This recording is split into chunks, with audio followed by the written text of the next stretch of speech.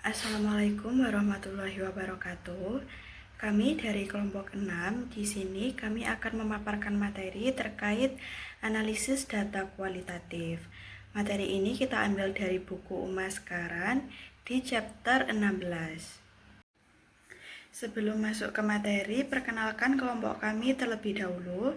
Yang pertama ada Rima Hoirunisa dengan NPM akhir 239. Kemudian ada Tarisa Nelia dengan NPM akhir 247, lalu ada Dinda Rizky dengan NPM akhir 262, dan Catur Haila dengan NPM akhir 268. Masuk ke materi yang pertama, di sini ada tiga langkah penting dalam analisis data kualitatif. Analisis data kualitatif itu memiliki aturan yang lebih fleksibel dibandingkan kuantitatif, sehingga membutuhkan proses yang iteratif dan juga terus berkembang. Menurut Mills dan Huberman di 1994, terdapat tiga langkah utama. Yang pertama ada reduksi data. Jadi tahapan ini tuh meliputi pemilihan, penyederhanaan, pengkodaan, dan juga kategorisasi data. Tujuannya itu adalah meringkas sejumlah data menjadi bagian yang lebih bermakna. Lalu yang kedua ada penyajian data. Jadi data yang telah direduksi itu akan disajikan dalam format yang terorganisasi, seperti kutipan, matriks, ataupun diagram. Lalu yang ketiga, penarikan kesimpulan. Dari pola yang muncul, peneliti itu mulai menafsirkan makna data, menjawab pertanyaan penelitian, dan juga merumuskan temuan. Kemudian kita bahas lebih lanjut terkait reduksi data. Reduksi data itu merupakan langkah pertama dalam analisis data kualitatif, yang mana ini tuh digunakan untuk menyederhanakan data yang awalnya itu dalam jumlah besar agar lebih mudah untuk dipahami. Nah, proses utamanya itu ada yang pertama, pengkodaan, yakni memberi label pada bagian teks, bisa kata, kalimat, paragraf, ataupun tema untuk meringkas dan juga mengatur ulang data. Kemudian yang kedua ada contoh pengkodaan. Satu insiden dapat berisi beberapa tema seperti janji layanan yang tidak ditepati dan juga kurangnya perhatian. Nah, kode-kode ini nantinya itu akan membantu mengurangi data tanpa kehilangan signifikasinya. Lalu yang ketiga ada kategorisasi. Pengelompokan kode ke dalam kategori untuk memperjelas struktur data. Hal ini tuh dapat berasal dari data yang induktif ataupun dari teori atau deduktif. Nah, kombinasi keduanya itu memungkinkan peneliti untuk memperluas pengetahuan yang ada. Kemudian pada slide ini ada contoh tabel, yang mana tabel pada gambar tersebut ini tuh menjelaskan berbagai pemicu kemarahan dari konsumen dalam konteks layanan, dengan cara mengelompokkan perilaku penyedia layanan itu ke dalam beberapa subkategori kegagalan prosedural. Nah, setiap subkategori itu memuat jumlah perilaku yang diamati, jumlah insiden tunggal maupun multi insiden, serta contoh nyata dari situasi yang membuat pelanggan itu merasa marah. Misalnya pada subkategori unreliability atau ketidakandalan. Di sini tercatat banyak kasus ketika perusahaan jasa itu tidak menjalankan layanan yang dijanjikan. Seperti pelanggan itu harus menunggu lama untuk janji dengan dokter, teknisi, ataupun layanan transportasi. Lalu di subkategori lain seperti delivery promise, itu menunjukkan kegagalan penyedia layanan memenuhi janji waktu atau jenis layanan. Misalnya kayak pelanggan menerima mobil sewaan yang berbeda dari yang disepakati. Kemudian atau bisa juga kontraktor yang tidak menyelesaikan pekerjaan sesuai perjanjian.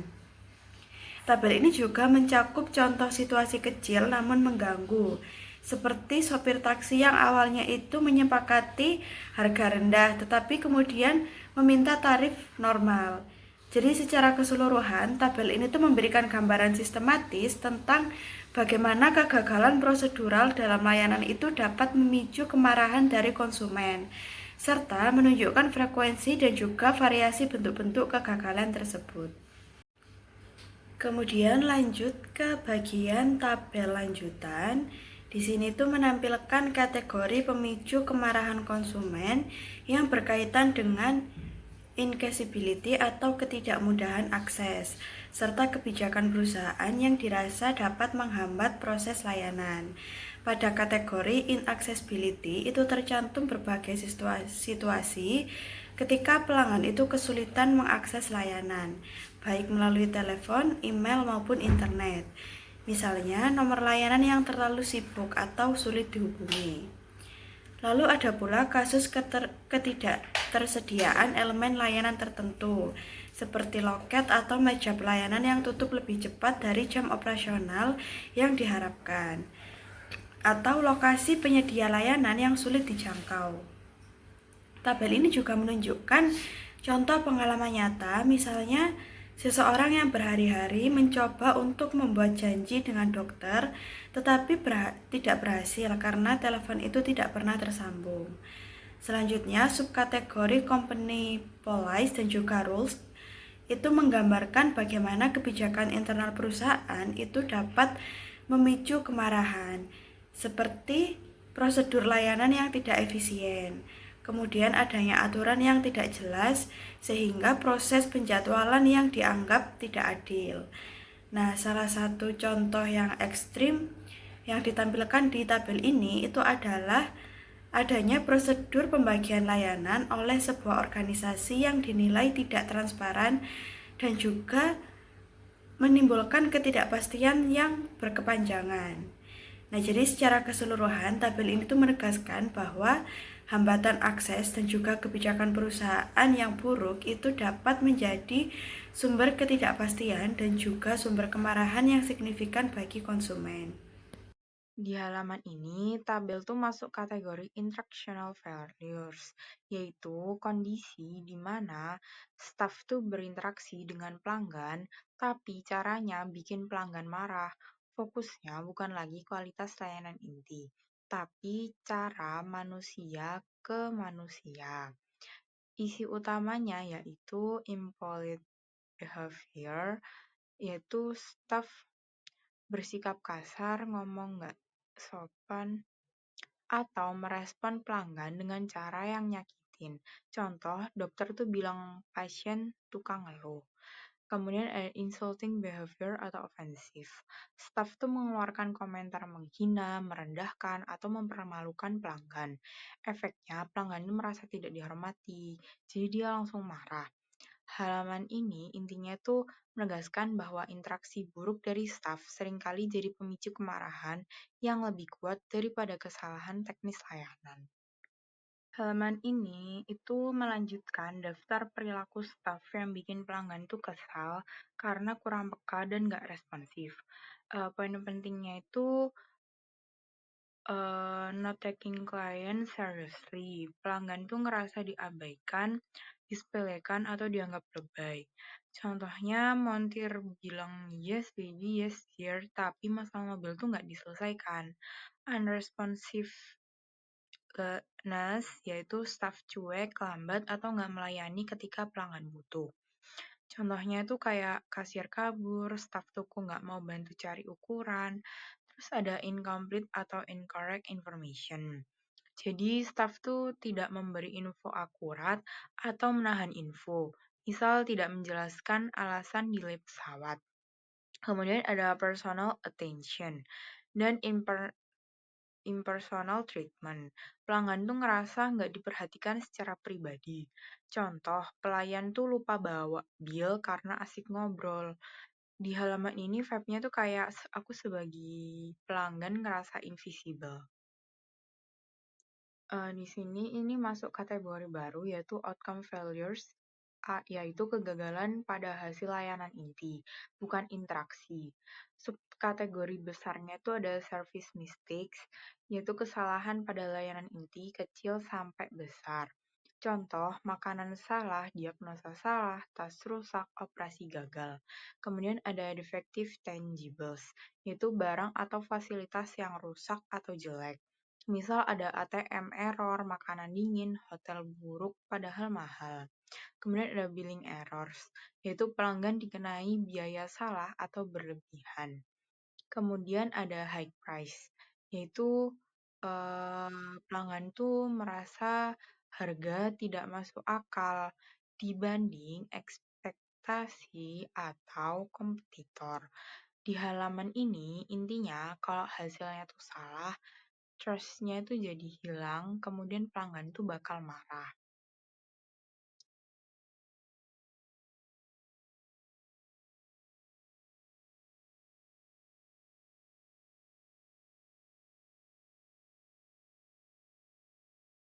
Eh, di sini ada bagian penutup dari tabel 16.1. Isinya adalah finalisasi contoh-contoh kasus, penjelasan distribusi antara single factor yang multi-factor evidence, kemudian ada penutup kategori indicate response, 3 subkategori terakhir yaitu interactional, outcome, dan procedural unfairness. Di bagian bawah halaman juga mulai masuk ke transisi bab. Setelah tabel, peneliti itu lanjut ke data display dan conclusion drawing. Tabel itu dipakai sebagai alat untuk melihat pola, lalu ditarik kesimpulan. Intinya, halaman ini tuh nutup tabel besar dan jadi jembatan ke langkah analisis berikutnya. Oke, kita akan melanjutkan tabel 16.1 ini. Nah, di sini dijelaskan bahwa analisis data kualitatif itu menghasilkan temuan penting mengenai penyebab kemarahan pelanggan dalam layanan. Nah, berdasarkan pekodean dan juga kategorisasi data, para peneliti itu menemukan 4 super kategori utama pemicu kemarahan pelanggan. Yang pertama adalah procedural failures, yaitu janji-janji layanan yang tidak terpenuhi. Kemudian yang kedua ada interaction failures, seperti perilaku kasar atau meremehkan pelanggan. Yang ketiga ada outcome failures, seperti layanan kualitas yang buruk atau kesalahan dalam pelayanan. Dan juga yang keempat ada inadequate response to service failures. Itu seperti penanganan keluhan yang tidak adil dan juga tidak responsif.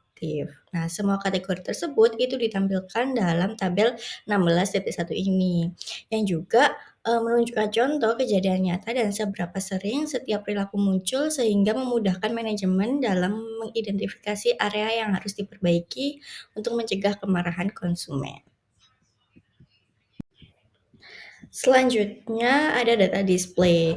Nah, di dalam data display, di dalam analisis data kualitatif, setelah data itu direduksi dan juga dikodekan, langkah berikutnya itu adalah data display, yaitu menyajikan data dalam bentuk yang terstruktur seperti matriks, tabel, bagan, atau grafik untuk memudahkan dalam melihat pola dan juga hubungan antar temuan. Pada studi mengenai kemarahan pelanggan, peneliti itu juga menggunakan matriks untuk mengorganisasi 28 subkategori menjadi 7 kategori dan 4 superkategori, sehingga tampilan data tuh menjadi lebih jelas dan lebih mudah dipahami. Nah, setelah penyajian data ini, peneliti itu memasuki tahap drawing conclusion. Drawing conclusion sendiri itu menafsirkan pola dan juga hubungan untuk menjawab tujuan dari penelitian. Pada tahap ini juga dilakukan verifikasi agar kesimpulan itu tetap akurat, dapat dipercaya, dan juga benar-benar didukung oleh data yang terkumpul. Selanjutnya ada reliability and validity in qualitative research. Nah, reliabilitas dan juga validitas dalam penelitian kualitatif itu berfokus pada keterpercayaan proses analisis. Eh, Reliability itu mencakup kejelasan kategori dalam pengkodean atau kategori reliability dan juga konsisten antar penilaian atau coder atau yang disebut juga interjudge reliability. Nah, tingkat kesepakatan itu minimalnya 80% dan juga dianggap memadai dalam penelitian kualitatif ini. Sementara itu, validity itu memastikan bahwa setiap penelitian itu benar-benar mewakili data secara tepat atau internal validity dan juga dapat diterapkan pada konteks lain atau yang disebut juga external validity. Nah, validitas itu ditingkatkan melalui frekuensi kejadian, triangulasi, pemilihan kasus yang representatif, serta memasukkan kasus devian untuk menguji teori. Nah, dalam studi terkait kemarahan pelanggan ini, tingkat interjudge reliability-nya tuh mencapai 0,84. Nah, hal ini menunjukkan sistem kategorisasi yang kuat dan juga dapat diandalkan. Selanjutnya, dalam penelitian kualitatif, peneliti tidak hanya mengandalkan wawancara dan juga observasi, tetapi juga menggunakan berbagai metode lain untuk menggali makna, memahami pola, serta menganalisis pengalaman manusia secara lebih mendalam. Nah, 3 metode yang sangat penting dalam hal ini adalah content analysis, narrative analysis, dan juga analytic induction. Nah, masing-masing ini memiliki fokus pendekatan serta jenis data yang berbeda.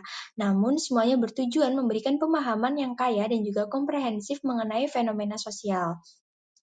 Konten analisis ataupun analisis isi adalah metode penelitian yang digunakan untuk mengevaluasi isi simbolik dari berbagai bentuk komunikasi yang direkam.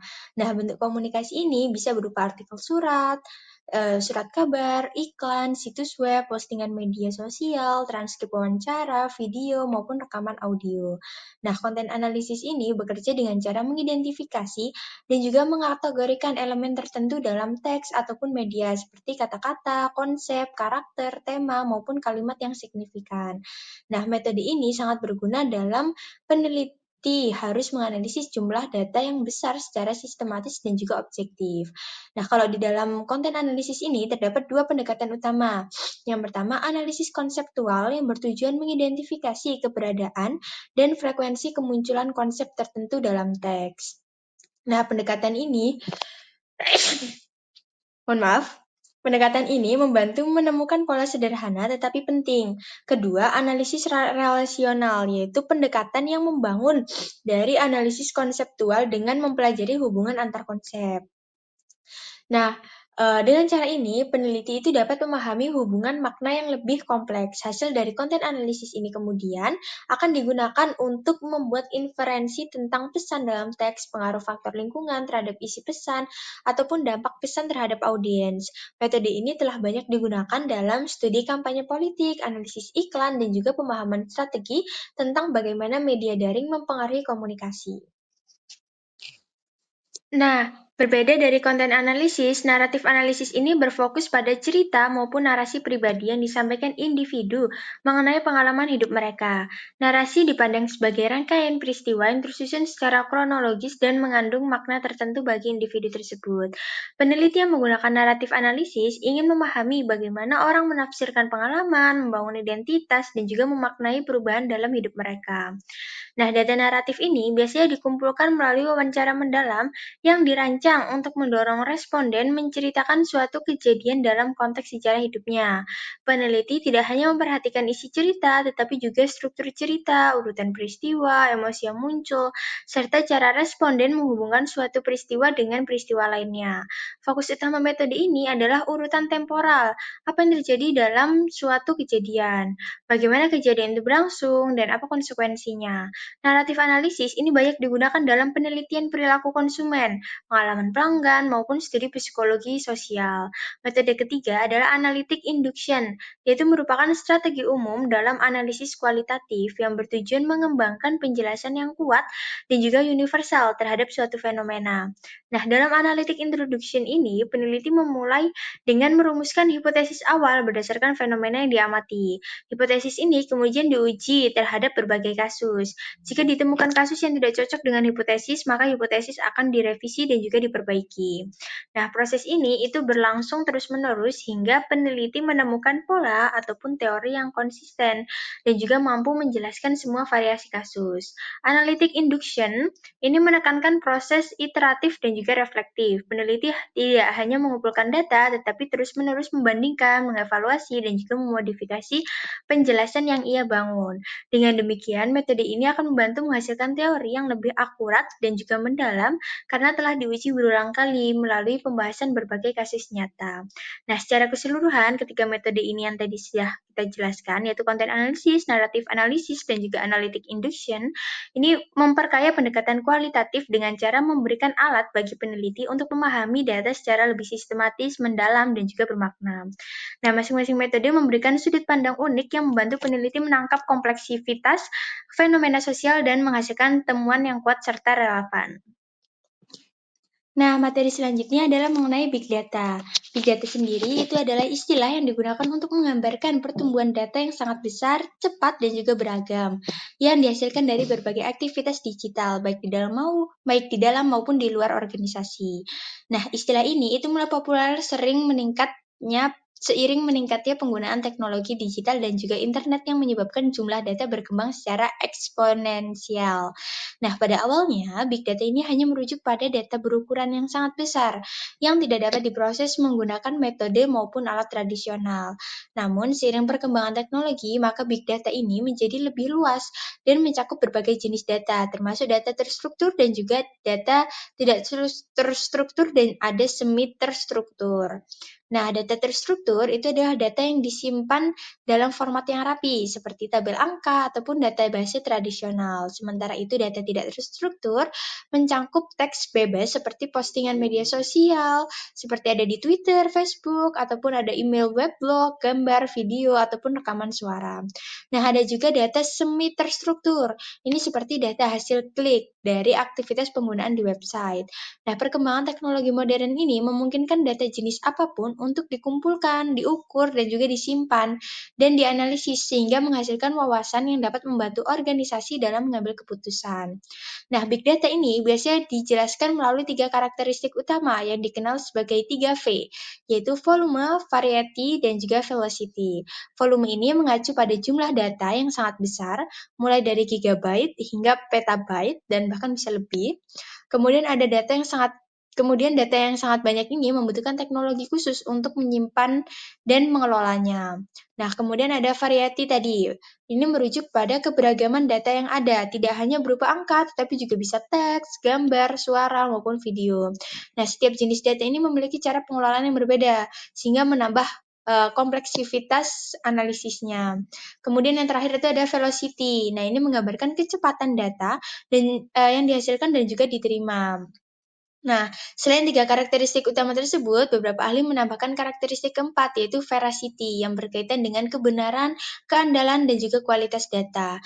Big data seringkali mengandung informasi yang bias, tidak akurat, ataupun tidak lengkap. Oleh karena itu, analisis big data membutuhkan teknik khusus untuk membersihkan dan juga memvalidasi data sebelum digunakan. Nah, Big Data ini juga menghadirkan tantangan. Banyak organisasi masih kesulitan mengelola, memproses, dan juga menganalisis data dalam jumlah besar, sehingga dibutuhkan infrastruktur teknologi yang memadai, sumber daya manusia yang memiliki ahlian analisis, serta kebijakan keamanan data yang kuat. Nah, sekian materi yang dapat kelompok kami sampaikan. Kurang lebihnya kami mohon maaf. Wassalamualaikum warahmatullahi wabarakatuh.